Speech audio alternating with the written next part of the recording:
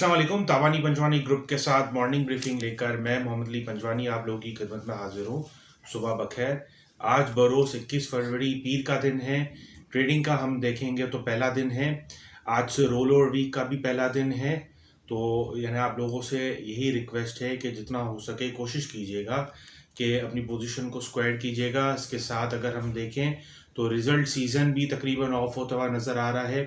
इसके बाद जो है हम मार्च के महीने में एंटर होंगे। मार्च के महीने में जो हम मामला देखेंगे उसमें सबसे पहले जो है हम मॉनेटरी पॉलिसी पे हमारी नज़र जाएगी। 8 मार्च को जो है वो मॉनेटरी पॉलिसी है, जिसमें हम सबसे पहले देखेंगे कि फरवरी के महीने में जो सीपीआई और एसपीआई इनके नंबर कैसे आए हैं, इन्फ्लेशन के नंबर किस तरह से आए हैं।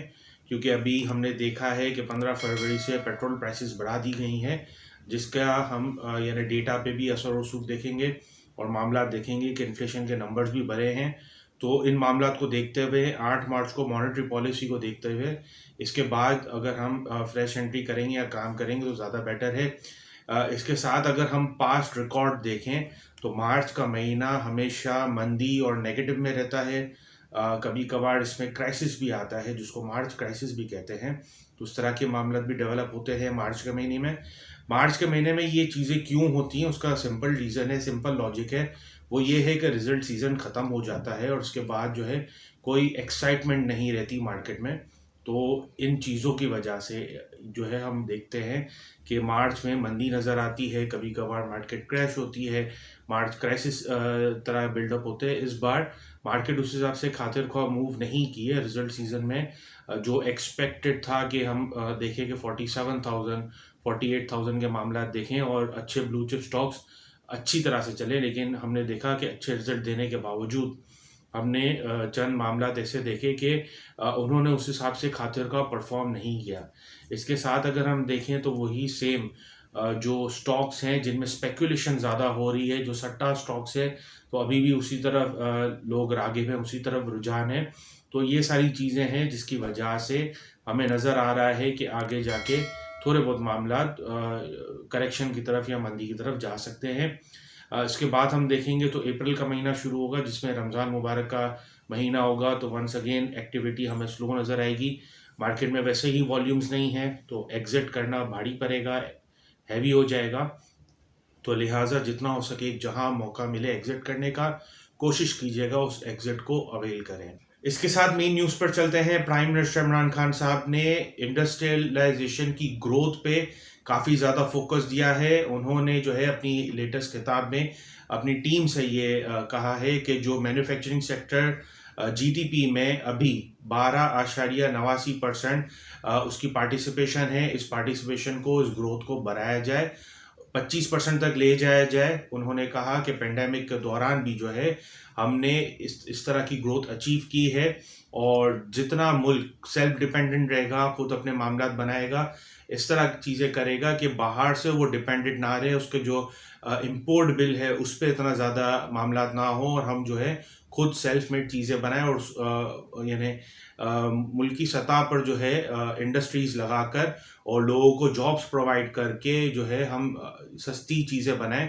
तो उस पर जो है प्राइम मिनिस्टर इमरान खान साहब ने अपनी टीम को डायरेक्ट किया है और उन्होंने जो है वो जो फाइनेंस टीम है उनसे भी ये रिक्वेस्ट की है कि आप जो है जितना हो सके यानी इस तरह की पॉलिसीज़ लाएं, इस तरह के मामला लाएं कि लोकल मैन्युफैक्चरर्स हैं उनकी जो है वो सेक्टर्स में ग्रोथ हो। आईटी सेक्टर पर उन्होंने ज़्यादा फोकस किया कि आईटी का जो एक्सपोर्ट है उसको इस साल यकीनी बनाया जाए। इसके साथ अगर हम देखें तो रियलमी नामी एक चाइनीज़ मोबाइल फ़ोन ब्रांड जो $16 मिलियन इन्वेस्ट कर रहा है पाकिस्तान में, इससे जो जॉब क्रिएशन होगी वो 800 से 1000 लोगों की जॉब क्रिएशन होगी और जो कॉस्ट है मोबाइल की, जो कॉस्ट है वो 40% रिड्यूस होगी, जो कि काफ़ी ज़्यादा खुशाइन है। ये जो प्लांट लगेगा असेंबली प्लांट है और हमारा जो कोशिश होगी कि हम ट्रांसफ़र ऑफ टेक्नोलॉजी लेकर आएँ, क्योंकि असेंबलिंग करना, उसके जो पार्ट्स आते हैं वो बाहर से इंपोर्ट होते हैं। अगर हम यानी सेल्फ इंडिजिनस चीज़ें बनाना शुरू कर देंगे और हम जो है मुकामी सतह पे जो टेक्नोलॉजी है उस पे फोकस करेंगे, उस पे काम करेंगे, तो हम जो है वो बहुत अच्छे से अपनी इकोनॉमी को रन कर सकते हैं और हमारा जो डेंट पड़ता है इंपोर्ट बिल पे, उस पे काफ़ी ज़्यादा मामला सुधर सकते हैं। कोल प्राइस, रिचर्ड बे कोल प्राइस का डेटा इस मुताबिक है $196 चल रहा है, अनचेंज्ड है। WTI क्रूड ऑयल का डेटा इस मुताबिक है $91.80 फी बैरल चल रहा है। इससे जो गेन क्या है वो 0.04 सेंट गेन किया है। परसेंटेज वाइज अगर हम देखें तो 0.04% गेन किया है। टेक्निकल डेटा इस मुताबिक है। डे चार्ट पे अगर हम देखें तो मार्केट का जो रेजिस्टेंस नजर आ रहा है वो 46,026 पर है। आर्ली चार्ट पे जो इमीडिएट सपोर्ट मार्केट की नजर आ रही है वो 45,344 पर है। वंस अगेन कोशिश कीजिएगा कि जितना हो सके मौका मिले आपको प्रॉफिट टेकिंग करने का और अपने पोजीशन को लिक्विड करने का, वो ज़्यादा बेटर है।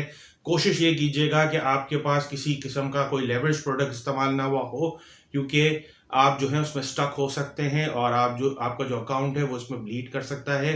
तो इन चीज़ों से मोहतात रहिएगा। इसके साथ कोशिश कीजिएगा कि 35 to 40% जो है आप कैश पर आ जाएं, ताकि जब मंदी के मामला ख़त्म हो, मार्केट अपने आपको थोड़ा डिस्काउंट कर ले, मामला थोड़े अच्छे हो जाएं, बेटरमेंट की तरफ चले आएँ, तब आपके पास एक चंक ऑफ मनी हो जिससे आप फ्रेश बाइंग कर सकें। फीपीलीपी डेटा इस मुताबिक है टोटल 5 बायर हैं, जिनमें banks, company, foreign individual, NBFC. Seller में अगर हम देखें तो 6 सेलर हैं, जिनमें brokers, foreign corporates, insurance company, mutual fund, other organisations, overseas Pakistani. Index valuation इस मुताबिक है। मार्केट का करंट इंडेक्स 45,675 पर है। मार्केट ने 234 पॉइंट गेन किए हैं। मार्केट की पिछली क्लोजिंग 45,441 पर थी। टोटल 24 करोड़ शेयर का काम हुआ है, जिसमें से 13 करोड़ शेयर सेटल हुए हैं। सेटलमेंट का परसेंटेज देखें तो 57.04% है। P ratio, price to earning ratio 5.6 का है। मार्केट कैपिटलाइजेशन 7.89 खरब रुपए की है। इजाफा 189 कंपनी में हुआ है। गिरावट का शिकार 131 कंपनी है, जबकि बरकरार 23 कंपनी है।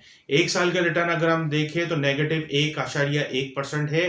अब तक का रिटर्न अगर हम देखें तो 2.42% है।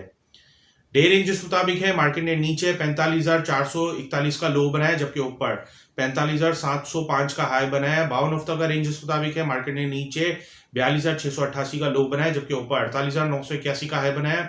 सपोर्ट, मार्केट का पहला सपोर्ट 45,320 पर है, जबकि दूसरा सपोर्ट 44,576 पर है। रेजिस्टेंस जहां से सप्लाई आ सकती है, मार्केट का पहला रेजिस्टेंस 46,026 पर है, जबकि दूसरा रेजिस्टेंस 46,510 पर है।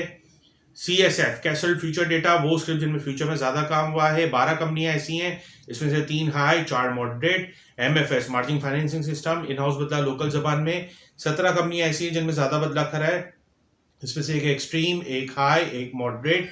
MTS margin trading system, national trading का बदला 15 कंपनियां ऐसी जिनमें ज्यादा बदला खरा है। इसमें से एक एक्सट्रीम, एक हाई, एक मॉडरेट। लो सेट स्क्रिप्ट, वो स्क्रिप्ट जिनकी सेटलमेंट कम हुई है, 26 कंपनियां ऐसी हैं, इसमें से एक high, 3 moderate. Technical high low का डेटा इस मुताबिक है। टोटल 10 कंपनियां हैं जो टेक्निकली ओवरबॉट हैं। इसके बरक्स अगर हम देखें तो एक कंपनी है जो टेक्निकली डिस्काउंटेड है।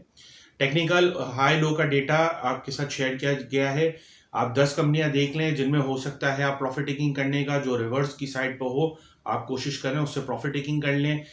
जिनमें डिविडेंड है तो आप उसमें डिविडेंड भी खा सकते हैं, लेकिन कोशिश कीजिएगा कि जहां मैक्सिमम पे आपको प्रॉफिट टेकिंग हो रही हो तो उसको बिल्कुल यूटिलाइज कीजिएगा, इस अपॉर्चुनिटी को मिस नहीं कीजिएगा। ये था मार्केट का करंट डेटा। स्टॉक मार्केट से मुतालिक मजीद मालूमात और अपडेट के लिए जुड़े रहिए तवानी पंजवानी ग्रुप के साथ। हमारे चैनल को लाइक करें, सब्सक्राइब करें, बेल आइकन को हिट करें और कमेंट सेक्शन में अपने कमेंट से आगाह करें। शुक्रिया।